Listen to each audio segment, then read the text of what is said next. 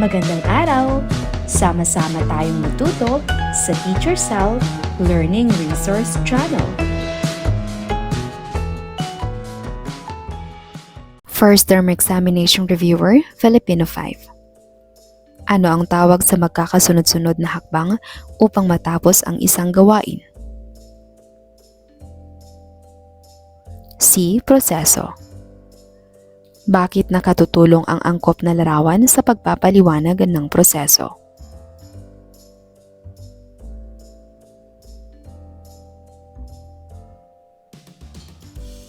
Letrang D. Nililinaw nito ang mensahe at nakatutulong sa pagsunod sa mga hakbang. Alin ang pang-abay na panang-ayon?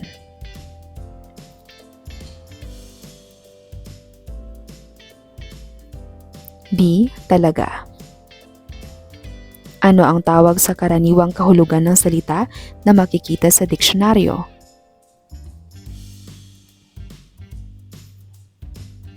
D. Denotasyon. Basahin ang mga pangungusap. Maraming bituin sa langit. Si Liza ang bituin ng pangkat dahil mahusay siyang umawit. Paano ginamit ang salitang bituin?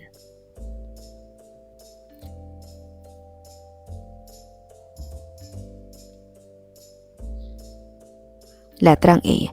Denotasyon sa una at konotasyon sa pangalawa. Ano ang tawag sa tuwirang paghahambing ng dalawang bagay?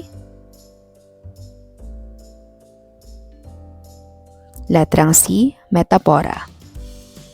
Magkapantay ang sipag ni Ben at Carlo. Alin ang tamang paghahambing?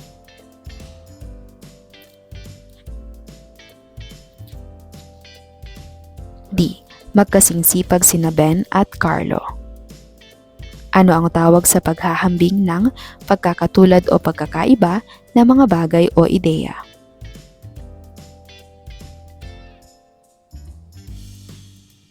A. Analohiya. Sinanay ang ilaw ng aming tahanan. Ano ang kahulugan ng salitang ilaw?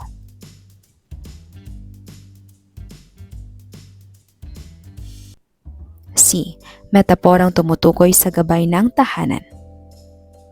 Kahit mapanganib ang daan, bumalik si Marco upang tulungan ang kanyang mga kasama. Ano ang kanyang katangian?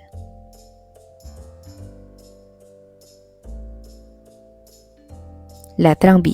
Matapang at mapagmalasakit. Ano ang focus ng pandiwa kung ang paksa ang gumagawa ng kilos?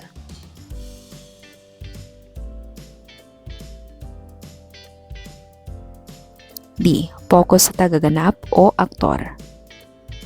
Alin ang may pandiwang nakapokus sa tagaganap?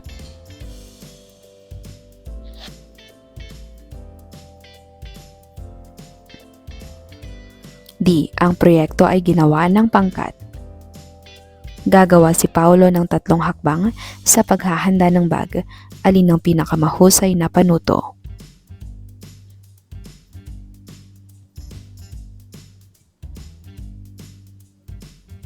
D. Una, magbukas ang mag-aaral ng bag. Sunod, maglagay siya ng aklat. Huli, magsara siya ng bag. Alin ang karaniwang hinihingi sa enrollment form?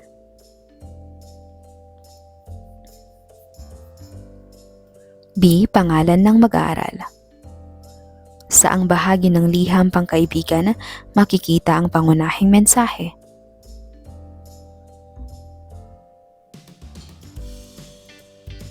C. Katawan.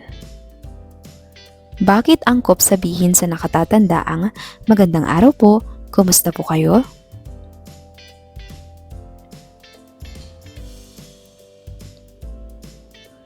D. Dahil magalang ang pananalita at gumagamit ng po.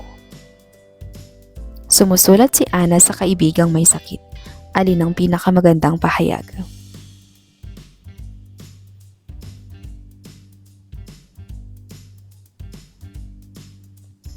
Letrang A. Kumusta ka na?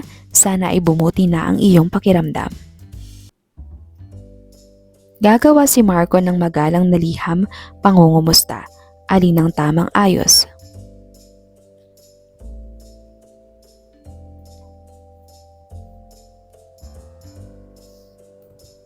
Letrang C. pamuhatan, mahal kong Carlo, pangungumusta at balita, nagmamahal, lagda. Anong uri ng pang-abay ang wag sa wag kalimutang kumustahin ang iyong kaibigan?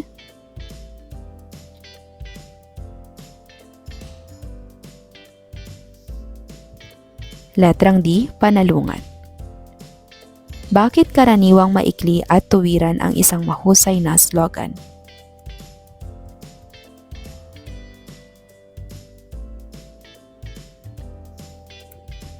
B. Para madaling matandaan at mapalakas ang mensahe. Inanyayahan si Nina ngunit hindi siya makasasama. Alin ang magalang na tugon?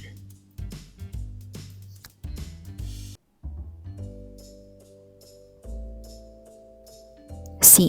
Hindi ako makasasama ngayon ngunit salamat sa pag-anyaya. Alin ang pinakamabisang slogan tungkol sa mabuting pagkakaibigan?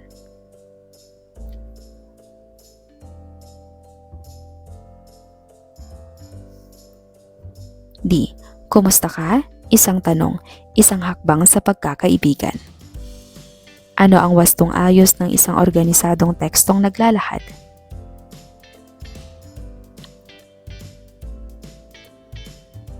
A. Panimula, gitna, wakas. Bakit dapat tama ang pagkakasunod-sunod ng mga hakbang sa panuto?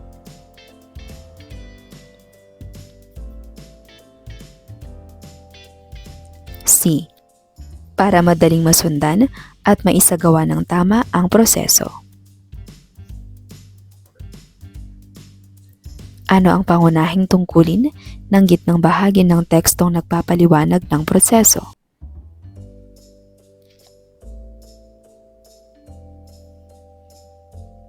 B. Ilahad ang mahalagang hakbang ng proseso.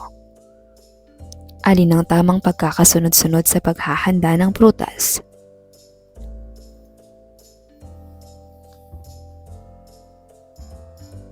D. Una hugasan, sunod balatan, pagkatapos iwain, sa huli ihain. Basahin ang panuto. Una, hugasan ng kamatis. Ikalawa, hiwain ito. Pagkatapos ilagay sa malinis na lalagyan.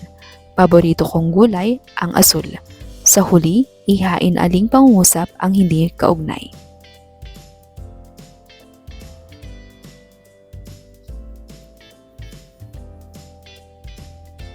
Letrang B.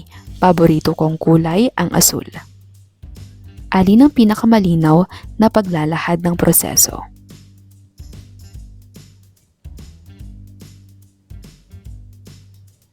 C.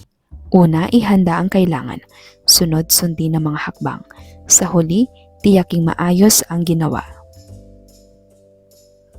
Gagawa si Liza ng tekstong impormatibo tungkol sa paghahanda ng pagkaing Pilipino. Aling balangkas ang pinakamahusay?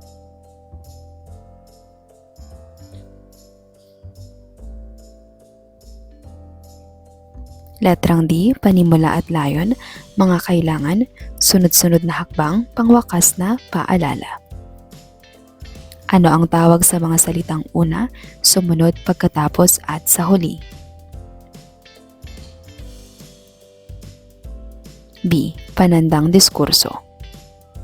Bakit kailangang iangkop ang mga salitang ginagamit sa target na madla?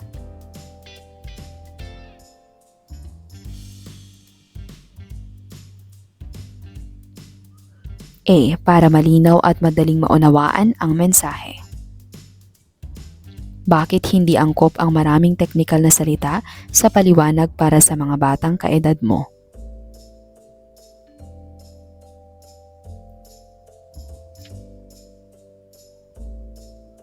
Letrang C. Maaaring hindi ito maunawaan ng target na madla. Ano ang ipinahihiwatig ng salitang pagkatapos sa isang proseso?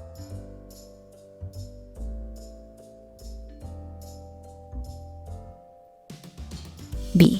May hakbang na susunod matapos ang naunang gawain. Piliin ang tamang panandang diskurso. Patlang hugasan ang mga gulay. Patlang hiwain ang mga ito.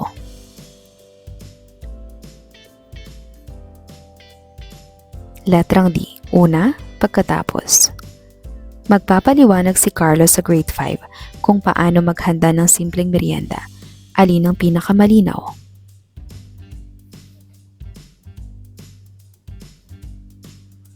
A. Una, hugasan ng prutas, pagkatapos hiwain ito ng maingat sa tulong ng nakatatanda.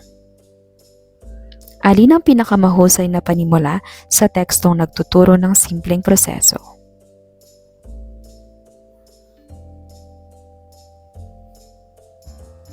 C. Narito ang simple at ligtas na mga hakbang na maaari niyong sundan. Maghahanda si Ella ng paliwanag tungkol sa isang proseso. Aling plano ang pinakamahusay?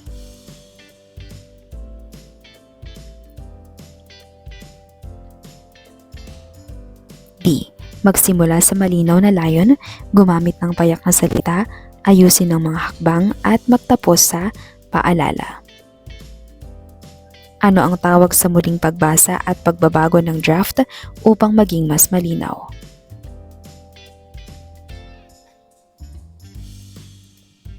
B. Revision. Nagpapaliwanag si Paulo ng 3 hakbang gamit ang mga larawan. Ano ang pinakamahusay niyang gawin?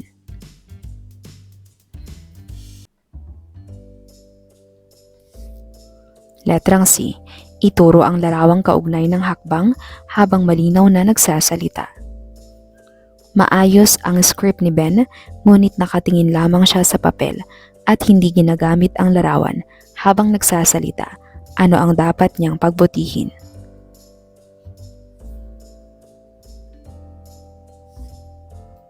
Letrang D. Paggamit ng biswal at di-verbal na hudyat.